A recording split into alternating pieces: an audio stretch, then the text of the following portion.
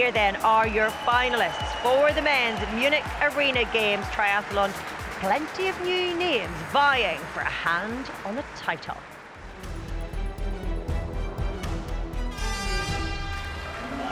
This will be a super fast one. A lot of pace in the middle of the pool with Martin Van Riel and Raphael. But Stapley in the black and Nischlag in the purple in the outer lanes are super quick. You could throw a blanket over these. I'm looking forward to seeing if someone goes under 2 minutes, because the quickest we've ever gone is 2:02, and there's 3 of them in this field that have done it. As Raphael's going to lead us into the wall for although Stapley's having an excellent second 100, and McQueen is right there as well. I don't think they're going to get there in under 2 minutes, but they're going to be close to the 2:02 mark. This transition will be critical. Just how deep you've had to dig in this swim affects how quick you transition, and it's Raphael out first. Raphael was just quicker out of the water than Van Riel, had to sit on the pool deck for a second. 33 years of age, Aurelian Raphael, has been around for such a long time. 16 years as a professional triathlete. We think of Arena Games as a young man's game, but he's not a young man when it comes to triathlon. As they go up the cobblestones, up the little incline for the first time, and McQueen is pushing big numbers as he looks to go off the front. I don't know why. Well, I think when you got Alex G on the ropes, you move to the front and keep him back there. You know he's going to come through in the run, and if this is the group and Alex G's isolated, time matters. And there he is on screen, Alex G, and that group is gone. And they're off the bike and onto the run. They averaged around 49 kilometres an hour during that bike, that front group. And on to first is Van Riel. Yep. This was the exact point when he made a mistake in the heats, slipped, couldn't get in his shoes, lost a few seconds, and this time the opposite. Straight to the front, wants to be running on that uphill part to get that thing rolling as quickly as possible. And he just looks so supreme as a runner, Alex G. Let's see whether he can close down this gap. And now it's Raphael and Van Riel at the front, and Raphael looks great. Great, looks strong, he looks magnificent on the treadmill. I mean they all look the same on Zwift. But when you look at him on that treadmill, he's really got the arms rolling. He's using his stride, staying on the front of the treadmill, keeping the pace up. Oh, Gordon Benson, that's so unfortunate. Yeah, it is. He's been in great form. He's still running, but he's unhappy, and fair enough. I'm not sure exactly what's happened with the treadmill, but you can see him just kind of jogging it through there compared to everybody else. As coming across the line is Raphael, Van Riel, Stapley, Pizzardi, McQueen. An impressive Aurelian Raphael topped the pile after stage 1, with Martin Van Riel hot on his heels. However, perhaps the biggest story of the stage was Alex Yee, who found himself down in 7th place, a whole 11 seconds behind Raphael. Work to do for the Olympian. Stage 2 up next.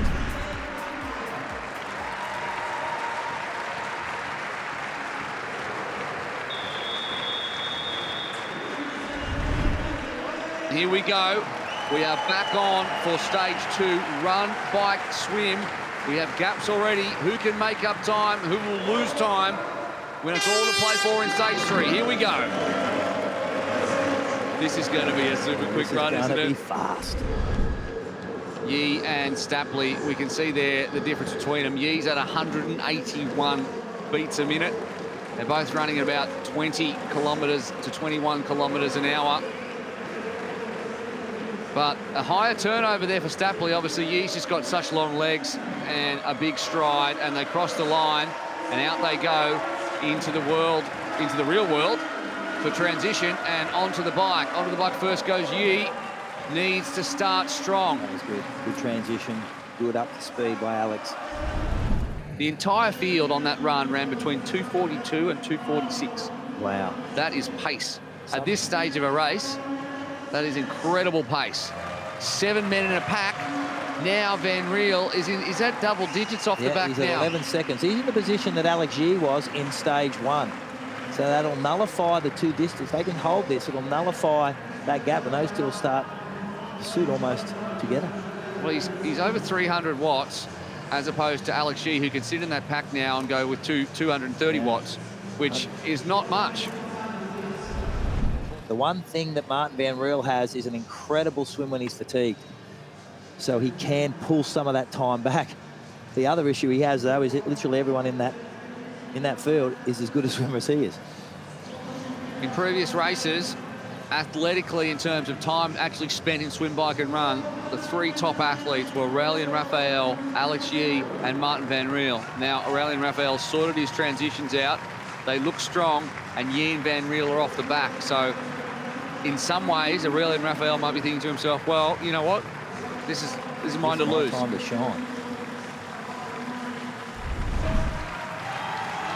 Time to transition off, and Stapley, none of these guys put their feet in their shoes. They didn't worry about that. There is no time for that whatsoever. It takes me back to when we had people running without shoes, Jonas Schomburg style, 2 years ago. We've obviously banned that. Get the goggles on. Good transition from Stapley. He goes into the water. Benson lost some time there. I don't know if that was Benson or Pizzardi. Nieschlag comes off that wall very, very well. He did this in that last Arena Games that he won. His second swims were amazing, and he's opened up. You see Raphael in the center screen in orange, who's still about a body length back on Nieschlag. So I think he's going to hold on. He's got a big kick.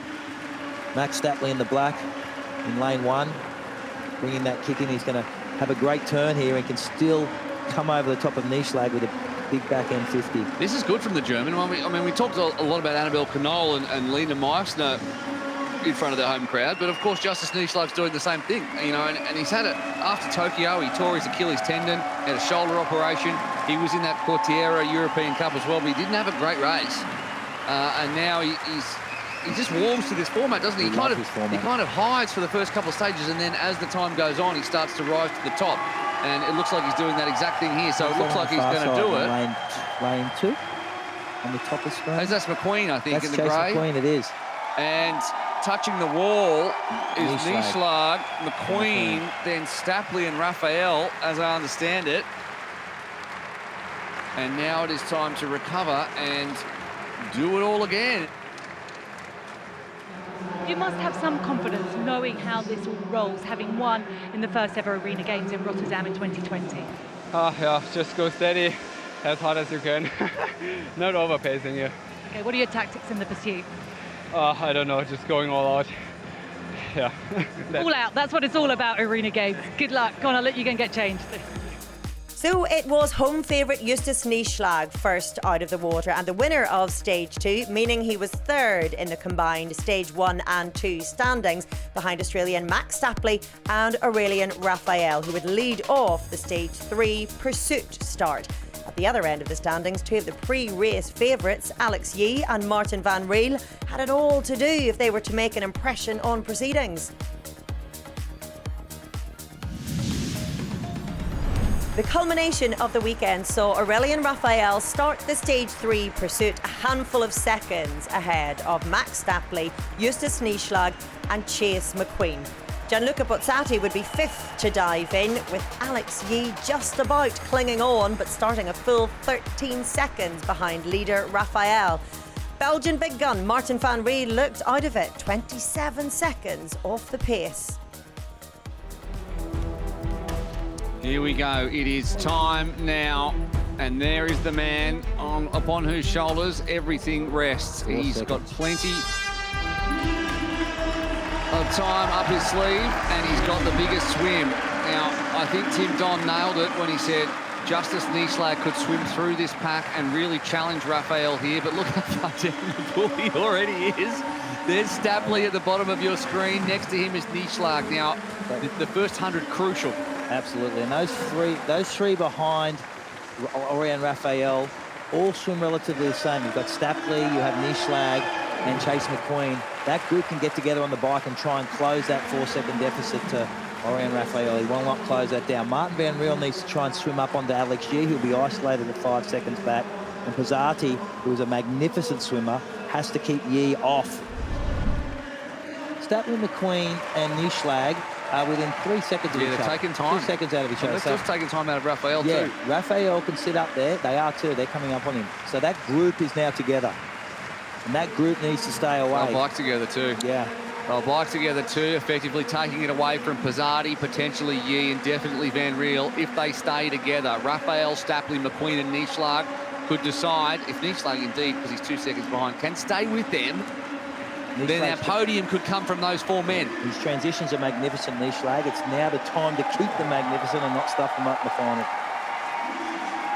Let's see what happens. It always looks good when Raphael just hops out of the water like that. He's so tall, he just pops out like it's easy. And onto the bike he goes, straight on top of the shoes. Seeing some of the others not even bother to strap in. He's going to do that. You can see Statler, who's right there, and McQueen. There's Alex Yee, a fair way back, about 15 seconds. Some huge watts being put down in this opening part. Over 7 watts a kilo for McQueen, over 7 for Pizzardi, Raphael. They're all got huge starts to get away. They want to keep that gap. They want to get that group together and work together and keep that gap. They know that Yee is close enough. If they can keep him off the back, they'll shoot it out for the podium. This kind of racing is absolutely gripping. And there's a group of 5 through the rollers, which means they're coming towards the end of the lap here in Crit City. And they are now 20 seconds ahead of that group, featuring our 2 favourites in Alex Yee and Martin Van Riel, who will not figure in this. Benson being the other one who had a great heat, obviously through no fault of his own, we assume, and he's back there, but it leaves us with Pizzardi, Raphael, Nieschlag, McQueen and Stapley there, the Australian off the front at the moment. In the grey, that is McQueen. In the purple, that is Nieschlag. Pizzardi in the red, and in the orange, and going to the front is Raphael. Under 2 kilometres to go, and then it will be a run home. Who will run this one home? What's your prediction? Raphael's the quickest on paper. He's that in the heats. He's been that across those first 2 opening stages. Nieschlag looks great as well, though, but I'm going to go with the Frenchman. It'll be interesting to see whether Stapley attacks. We saw that in stage 2, where he ran really, really hard out of transition, if you recall, and pushed that pace. Whether he attacks this run and has a crack at the title. You're running for the gold here, so how they attack this opening run is going to be very, very interesting. We're running for world ranking points. We're running for elevated prize money. We're running for the box seat for the very first esports triathlon world championship. And it's going to be a grandstand finish. It could not be more different to the finish of the women's race, although that battle between the 2 Germans, Knoll and Meissner, was fantastic. Beth Potter, that was just absolutely supreme. This one is going to be a 5-way shootout for the gold. Last time up the cobblestones, big watts being pushed. Pizzardi goes into the yellow numbers. As soon as you hit over 7, I think it goes into the yellow. Pizzardi there again, 8.1. That's horrible. You're so heavy, that's 800 watts for you, 8 watts a kilo. Chase McQueen been sitting right in there. Very, very smart racing by Chase. Well, there's no need now. There's no need to push it. They're 25 seconds ahead. Yee's out of the picture. Martin Van Riel's out of the picture. No one would have picked Martin Van Riel starting this stage 3 last. Who's watching, you know? Who's watching what's going on? Who's making sure they're going to stay at the back of the pack now and have a good run? At the back of that group. Here they go.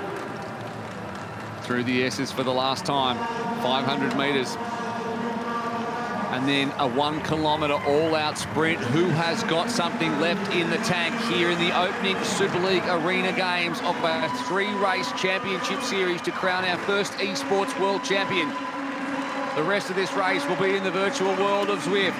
250 metres to go. An Italian, an Australian, a Frenchman, an American and a German on his home soil there in the purple Nieschlag. Raphael will likely lead them out. Slades come up. This transition will be critical.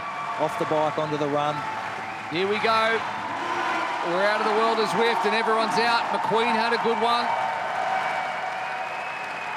Stapley with the shoes on, and it's a 1 kilometre sprint. It's 5 ways. Nieschlag was on first, I think. Pizzardi was on last. Queen was the slower. He's first to the treadmill, but what, fourth on. Nischlag looks comfortable. I'm keen to see where they're sitting. I think Raphael was the one who pushes very, very quick out of transition. He likes to set that tempo, get that treadmill up and running. You see him running very, very tall in the orange. McQueen and Raphael have the highest pace at the moment, both over 20 kilometres an hour. Wow. Let's have a look at the splits. Nischlag, Raphael, the two of them together, and Stapley's there too. McQueen's been dropped off the back a bit, and Pizzardi looked like he was struggling somewhat at the back end of that bike. Orion Raphael. The French are so used to this short course Grand Prix racing. They're so quick through transition. They're so quick at swim, bike and run. And they're so used to setting a tempo and running off the front. That's exactly what he's doing. Stapley looks good too. It's Nischlag who is dropping back to McQueen, who's hanging on from Pizzardi. But Aurelien Raphael, well, he's been around. He took a bronze medal in Rotterdam in 2021. He's a multiple European Cup gold medalist. He's the fastest swimmer in the history of Arena Games. And he's been 16 years a professional triathlete. What a career. You can hear the crowd in the background yelling for Nischlag. The German, he's right there on Stapley. Pizzardi, Nischlag and Stapley are sitting like 2 seconds back off Raphael. The crowd are on their feet and they want their boy Justus Nischlag to find something. He's 3.5 seconds in arrears. Stapley is desperately hanging on to Raphael with 400 metres left to go. Yi is running his absolute heart out. He's all by himself. And I don't think they're going to get him. I think it's going to be Aurelien Raphael. Finally, he's put together a race to be proud of. He hasn't let himself down in transition. He's let his athleticism shine. Stapley is giving it absolutely... I don't think he's going to get there, though. Stapley's going to get there. Whether Nischlag can get onto Stapley, and I don't think he's going to. Stapley looks great. He's got the arms moving quicker now. The 250 from the end. Raphael's in complete control. He keeps looking up at the big screen when you see him cut to the treadmill shots. He knows exactly where he sits, controlling his effort. The Frenchmen have loomed large over Super League since its inception 5 years ago.